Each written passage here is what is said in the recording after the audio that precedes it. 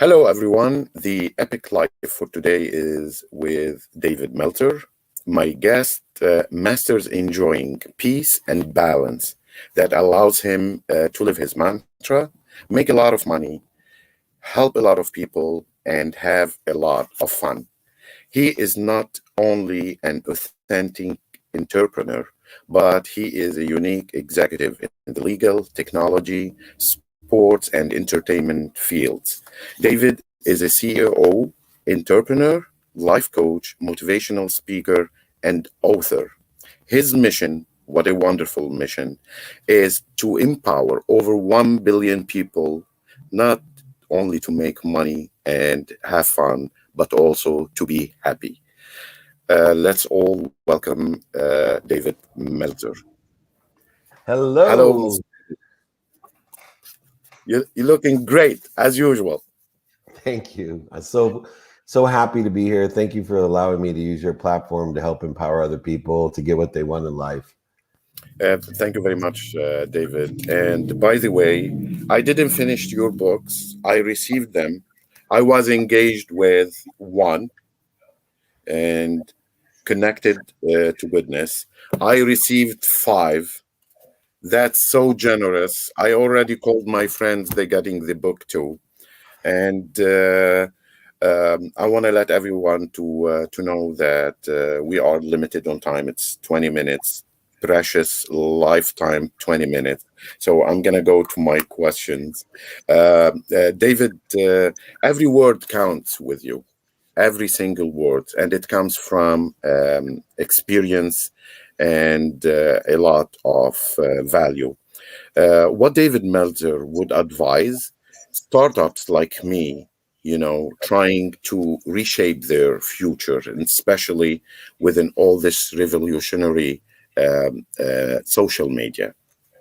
Well, number one rule in a startup is to know that your heartbeat is your finance. So many people get so busy working, they forget to make money and they follow and fall in love with their product and they forget to make money.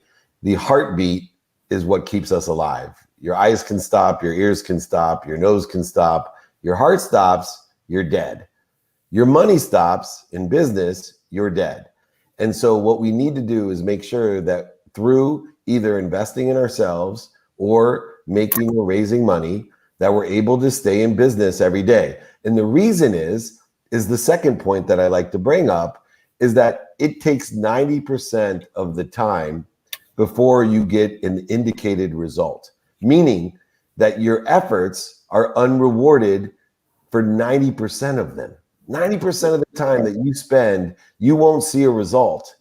But after 90% of it, you will see 25% of the result, which your senses can now recognize. Then 5% more of the way, at 95% of the way there, you'll see 50% of the result. It doubles. And then at 100% of the way there, right, you'll see 100% of the result. So what we need to do is make sure that we're staying in business, whether that means we're sleeping on our mom's couches or we're cutting back on our expenses, or it means that we're raising a ton of money from family and friends or angel investors or mezz round, whatever it may be. You need to make sure, number one, you stay in business, because if you're not in business, you're not going to make it. And two, you don't quit because you can't see the results that you are already achieving. If you feel stuck, that's a good thing. That means you're growing. That means you should lean into being stuck. If you are comfortable, you should feel bad because you're not learning. When you're learning, you should feel stuck, like a foot in a shoe. Anyone that has kids out there, and your child, you buy them shoes 3 weeks ago and they say all of a sudden, Dad, I'm stuck in my shoes. They don't fit anymore. Well, you don't say, oh, that's terrible, you're growing. No, you say, oh, let's buy a bigger pair of shoes. Let's get a bigger business going. You're stuck. This is a good sign. It's your first indicator that you're successful. So stay in business, get stuck getting stuck, and make sure that you understand that it takes 90% of the time just to get to 25% of the way there. I think it's a process of adapting. But the example you mentioned, when our kids' foot enlarges, we adapt. We get a new shoe. And David, Is there any points of strength or weakness you would like to? I would love to be honest to know if there is a weakness points that helped you with all your journey. The weakness is the ego. The The ego itself. So I think number one, most people are afraid to identify what they're afraid of. When I started realizing that I was on a journey to enjoy the consistent, persistent pursuit of my potential, when I was on a journey to number one, identify and be humble about what I don't know, what I'm afraid of. When I realized that I could identify not only the primary fears that I had, the primary fears, the Freudian fears of feeding myself, flight, fight, or the other F word that means to procreate. And even more importantly, do you know how much time, money, and emotion, energy, and relationships I've wasted because I have an ego-based need, just like the need to be offended or the need to be right or the need to be angry, anxious. How about the need to be worried? Worry is just wishing for what you don't want. And I wasted so much time, money, and emotion on these things. So my biggest weakness, my kryptonite, is my ego. So the faster I can identify when I'm in ego-based consciousness, the more I can practice ending fear and stop, drop, and roll in the right trajectory. amazing, David. Within the leads, we meet every day with your content on several platforms like LinkedIn and YouTube. And I know recently you have the 2 minute drill on. It's amazing. I watch it every time, where startup entrepreneurs can get a chance to win $50,000, help promoting their businesses. Also, you have the weekly free training. I always try to follow up with that and be on live, but I'm basically on most of the time. At this time, I'm on the road. So, and it's 11 a.m. every Friday, correct? Yeah. And the replays are my number one. I have one of the world's top podcasts called The Playbook. And every Monday you can watch the replays. They're there. They're featured on Spotify. Spotify made a playlist of it. Entrepreneur featured there. Google, Apple, all the top podcasts in the whole world for entrepreneurs.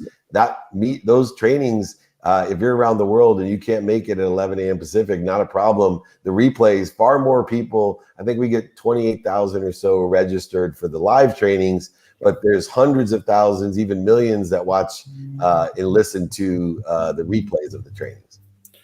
David, between family, life, money, and yourself, how do you arrange with regard to their importances? That's a fantastic question, because I think everybody should take inventory of their non-negotiables. And until about a few years ago, I had the wrong order. Today, because of my wife, who told me that the best way that I could take care of her is to take care of myself. When I asked her what I could do for her, she told me to take care of myself. So my non-negotiables are, number one, my health. I can't give what I don't have. And so I want my health. Two, my family. And I put minimums amount of time on these things. So I spend a minimum of an hour a day on my health, minimum of 30 minutes with my wife, minimum of 30 minutes with my son, minimum of 2 minutes with all my teenage girls, and a minimum of 1 minute with my mom, just to tell her that I'm healthy, I'm happy, I love her, and appreciate her. The 4 things that will solve and cure your relationship with your parents. Let them know every day you're healthy, happy, appreciate, and love them. Your relationship will change instantly. And then next is a non-negotiable that most people don't take into consideration. I spend a minimum of 10 minutes a day studying, paying attention to, and giving intention to the coincidences I want with my calendar, activity I have planned, activity I don't have planned, and my sleep. One of the biggest paradigm shifts in my life is I start my tomorrow today. People ask me, what am I doing tomorrow? It starts at 9 p.m. with an unwinding routine. I start my day at 9 p.m. at my highest frequency, where I can set course to recover my body from the work that it's done during the day, but also enhance my mind, body, and soul through no ego interference while I'm sleeping. is meditation to me is setting a baseline for the 6 to 8 hours of unconscious and subconscious connectivity that I have because I'm pragmatically and intentionally sleeping. And so my day is not like Camus' Stranger, where most people, they feel like they push a boulder to the top of the hill all day long. And when they wake up in the morning, the boulder's at the bottom of the hill again. Not Dave Meltzer. 9 p.m., I'm at my highest frequency. I'm preparing with an unwinding routine to wake up 8 hours into my day at even a higher frequency, which then through meditation, I take a baseline of, so I know when I'm moving in the wrong trajectory, when I'm not on course, when I'm creating interferences, voids, and shortages. You see, everybody out there, you got to listen to me. You already are healthy. You already are wealthy. You already are happy. You need to figure out what you're doing to interfere with the happiness, the health, and the wealth. And if you shift your paradigm and perspective to get rid of what's interfering with what you already have, it will come to you much more rapidly and accurately than you've ever imagined. Wow, amazing. I know you had a very compact schedule. You wake up around 4 a.m., right? Correct. Yes. I wake up around 4 a.m. Because of my unwinding routine. I'm preparing my whole day to make sure that my activities that I have planned, I don't have planned, the activities I get paid for, the activities I don't get paid for are conducive to me waking up in the most efficient, effective, and statistically successful position at 4 a.m. David, what impresses me as one of your big followers, your relationship with money. Do you consider it's a healthy relationship? And don't we need to understand what relationship we need with money? Absolutely, because I had a horrible relationship with money. Me too. And in fact, in 2008, money divorced me. I went bankrupt. Over $100 million divorced me. So I had to learn how to live with money in a different way. Money is an energy. It's a currency. It's an object of energy that we put into the current, the flow, to get what we want. That's why it's defined as a currency. Now, the problem that I used to have is I at first lived in a world of not enough. So my relationship with money was everything happened to me. There wasn't enough money in my life, nor was there enough money for anyone. There was a world of not enough. And I have friends that own $40 million houses that still live in this world. Then my relationship with money moved to a different world, a world where it was for me, right? I had all the money that I ever dreamed of. I made $1 million 9 months out of law school. I was a multi-millionaire running Samsung's phone division by 30. I ran the most notable sports agency in the world and had multi-millions of dollars. But guess what? Money to me, the relationship that I had with it, it was for me. There still wasn't enough for everyone. And I would buy things that I didn't need if I wasn't happy, or different things I didn't need if I wasn't happy. I'd buy things to impress people if I wasn't happy. I'd even buy things to impress people I didn't like. That's how unhappy I was. Then I realized when I lost all my money, when we got divorced, Money and I got divorced, and in the divorce, I learned a valuable lesson. That money does not buy love or happiness. That the more you give, you may receive, but it's determined upon money allows you to shop. So what I started looking at is I'm going to shop for the right things in a world of more than enough of everything for everyone. Everything, instead of happening to me or for me, now happen through me for other people. I've come from nowhere to now here. I'll be back in nowhere to give my life away, but I can't give what I don't receive. That's why I believe you must make a lot of money to come through you with appreciation. Add your value, your gratitude, your forgiveness, accountability, inspiration to it, and give it away to everyone else. And there'll be more than enough for you coming right through the currency. And when you blend the currency of money with the currency of faith, that you're exactly where you're supposed to be, that you have enough of everything for everyone, and you're angling with all your might for something better, but you have faith as your ultimate currency, that you'll end up somewhere better than you can even imagine. Now you live in the world of more than enough, and everything will come through you rapidly and accurately for others. Wow. I have a goosebumps. Thank you. David, I still have two questions. You answer. Definitely, we're going to talk about your wonderful humanitarian mission, which is empowering 1 billion person to be happy. Over, don't limit me. Over a billion. I'm so sorry. Over, they are 1 billion and 1 because I'm happy now. Okay, good. And David, if you get the gift of going back in time, would you change anything? I would. I would ask for more help. I think this idea of radical humility, two words that sit on my nightstand, on my screensaver, more people need to ask for help. The easiest way to get to where you want to be is find someone that's already there and ask them for directions. And my ego did not allow me to ask for help. I thought that I was in control of everything, that I had to go get everything by myself. Instead, I am connected through to and for everyone and everything.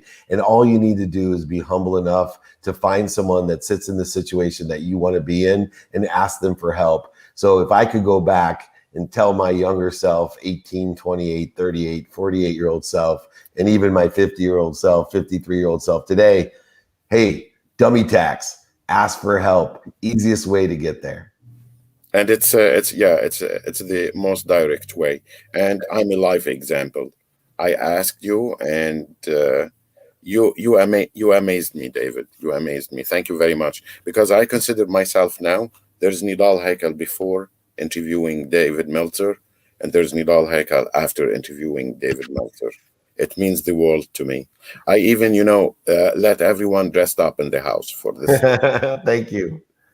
David, would you please tell us about your mission to empower over 1 billion people to be happy? I certainly will, and I appreciate the opportunity. So I have all of my content for free. My books, my guides, my exercises, your living proof. I'll send you 5 books, not a problem. They're right there. My podcast is called The Playbook. I have TV shows, Elevator Pitch, 2-minute drill. I'm going to launch office hours. I have Instagram lives. I do coaching. I do speeches. I do as much as I can, interviews. I have a 5-20 rule, 5-minute phone calls for whoever wants them, 20-minute interviews and meetings for whoever wants them. And it's all for one purpose, to find 1,000 people like you, Nidal, to empower 1,000 people in your life, to empower another 1,000. 1,000 times 1,000 is a million. 1,000,000 times 1,000 is a billion, plus Nidal is 1,000,000,001, over 1 billion people. And I do trainings, as you mentioned, every Friday for free. If you miss them, they're on the playbook, download them. And you've been and listened to the trainings. They vary from sales training to scaling a business, to ego training, to mommy issue training. My training this week is how to deal with no. I will teach you how to make money, help people, and have fun. Encompass or aggregated, I will teach you to be happy and to teach other people to be happy. I certainly appreciate your time, this platform, and the opportunity to share that with so many people. Thank you. Thank you very much, David. We are approaching the 20 minutes, my precious 20 minutes. David, is there any future projects? Would you like to share it with us? Absolutely. For me, Office Hours is my newest TV show, which we'll be filming in June. It's on digital right now. Join me on LinkedIn, Clubhouse, IG Live. But most importantly, everyone, just reach out and ask me for help. Nidal knows I will answer. I will do everything in my capability to help. My email's been up there the whole time, david@dmeltzer.com. You email me directly. I'm of service and of value. And my last piece of advice, as we're coming on to the 20 minutes. Everybody, if you're anxious, frustrated, angry, if you don't have what you want, if you're looking at what's missing in your life, what you don't want in your life, or what other people want in your life, just stop. Let me just give you the solution. Be kind. Be kind to your future self and do good deeds. And I promise you, you will create a void for the universe to fill that you can't even imagine. Allow life to come through you with more than enough of everything for everyone. I'm grateful, forgiving, accountable, and inspired to be here. Thank you so much. I repeat, Nidal, you are one of my 1,000. Thank you. Thank you very much. It means the world to me. And I usually, by the end of the live, I stream a quote. Today I have your quote. I receive it in the mail. The Perfect. the happiness. I'm gonna share it with the audience. Thank you again, David. God bless you. Bless your family. The M&Ms, all of them, and thank you again. Thank you. I'll see you soon, Nidal. Thank you. Take care. You too. That was David Meltzer, the amazing, wonderful person with quick leads from life, from his experience. You can reach David and be updated with all his work and value and leads. David, he has a free training on weekly basis every Friday, 11 a.m. Pacific Standard Time, 2 p.m. Eastern. And as usual, I want to end this stream with one of his quotes. There's no way to happiness. Happiness is the way. And this was Nidal Haykal. Thank you, Annie. Thank you, everybody.